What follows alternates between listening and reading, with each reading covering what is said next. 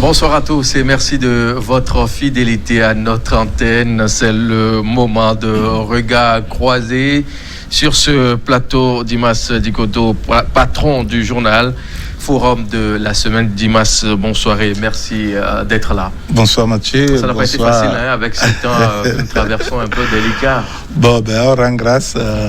On est là debout, on doit faire notre travail pour pouvoir sensibiliser. Donc, David Djagbavi, bonsoir.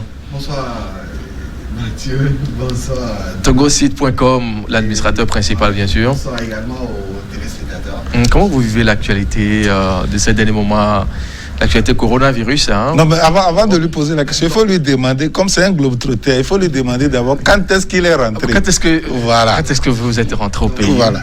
Parce que je sais que vous êtes souvent entre deux avions. Mais moi je suis rentré bien avant. Bien avant, c'est quand? La date. Bien avant la période de... Il faut qu'on vous... Oui, c'est quand? De fermeture des frontières. Je suis rentré au début février et je devais repartir à la fin du mois. David, début février, c'est quel jour? Le jour même. Oui. Le jour anniversaire du décès du président Yadé. Le 5 février. Bon, on peut avoir une raison de croire que... on est aujourd'hui c'est pas trop grave votre situation. Oui, voilà. Je suis reparti le 30 mars pour un autre voyage, mais malheureusement, les frontières sont fermées. Oui. L'espace aérien français, surtout, il est fermé. C'est pour nous sauver. C'est pour... Oui. On va aborder le premier thème dans Regard croisé ce soir. Guinée, nouveau heure à Conakry au lendemain d'un vote sous tension. Dimas, vous avez suivi de très près l'actualité au pays d'Alpha Condé, le vote référendum et puis les législatives et des heures s'en suivent après. Quelle analyse faites-vous de la situation qui prévaut actuellement dans ce pays? Simplement, je n'ai pas compris l'entêtement de... C'est carrément un entêtement, Oui, d'Alpha Condé a maintenu ses échéances pendant que le monde entier est secoué par d'autres réalités.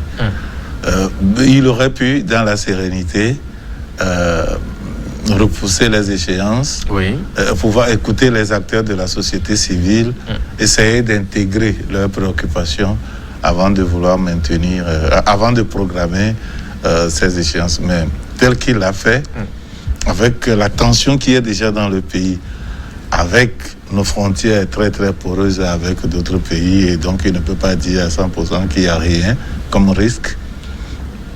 Et donc, comme il a fait, avec tout ce que ça a engendré, je pense que Alpha Condé a tort de vouloir maintenir les choses ainsi.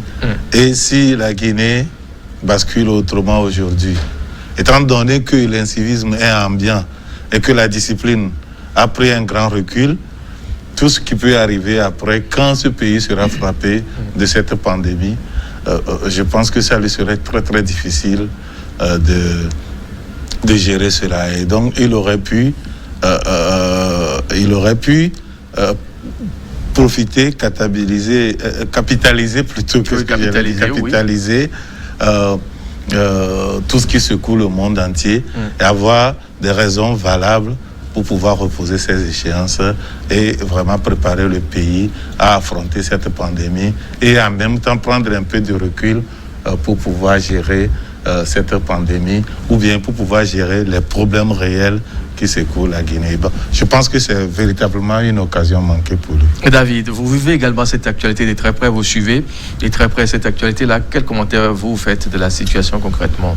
Non, c'est quand même assez triste pour le cas de la Guinée en général et particulièrement pour le cas de Alpha Condé qui a voulu maintenir coûte que coûte cette élection couplée au référendum.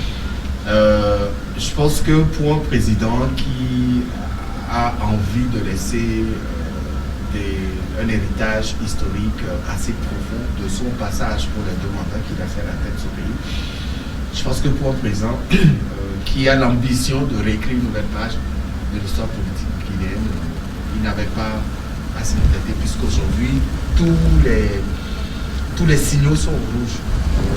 Déjà, c'est avec la francophonie qui avait dénoncé le fichier électoral. Après, c'est la CEDEAO a déploré les conditions d'organisation de ces élections. Et en face, il y a le peuple guinéen qui a décidé de dire non, de s'opposer véritablement à cette volonté d'Alpha Condé.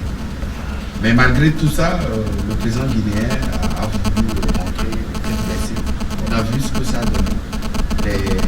Les dégâts, les morts, les violences. Dimanche, toute la Guinée était à feu et à flamme. On a vu les images.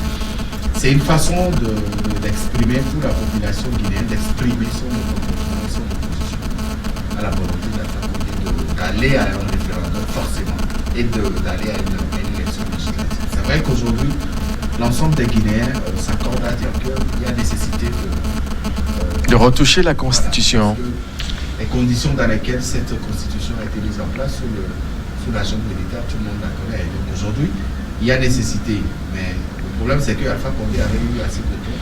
Il a fait 2 mandats. Il a attendu la fin de son mandat pour solliciter l'adhésion de la population à ce projet de référendum. Et en face, il y a aussi le silence d'Alpha Condé sur la question de son 3e mandat. Donc aujourd'hui, le président guinéen n'a pas encore dit, il ne le dit pas, mais tout porte à croire que la révision de la Constitution serait en sa faveur pour lui permettre de briguer un nouveau mandat. Et c'est ce qui crée des problèmes aujourd'hui. Si aujourd'hui Alpha Condé dit je ne vais pas aller à un 3e mandat, la Guinée va se calmer et les choses vont se passer normalement. Des heures après, dimanche, et on rentre maintenant dans un jeu de guerre, de nombre de décès. D'autres disent que c'est 6, d'autres disent que c'est 11. Finalement, on a comme impression que ça ne le dit absolument rien.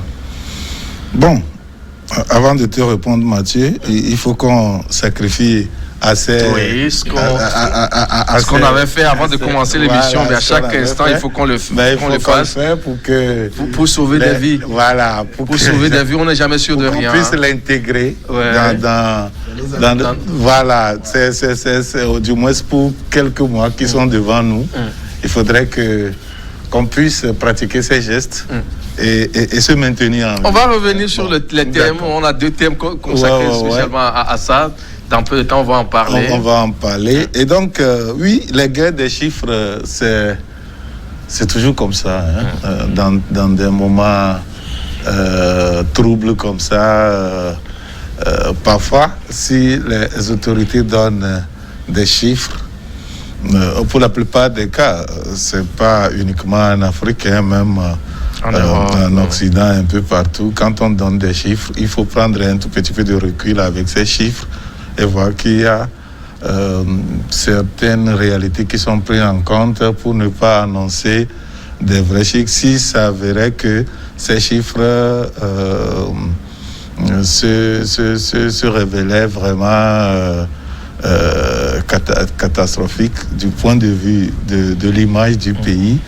Et donc, si le chiffre est un peu important, on réduit ça un tout petit peu et on appelle ça souvent des chiffres officiels. Et donc, oui, il y a toujours des guerres de chiffres autour de ça, mais la réalité, c'est qu'il y a eu quand même un mort, un décès qui est annoncé. Et je pense que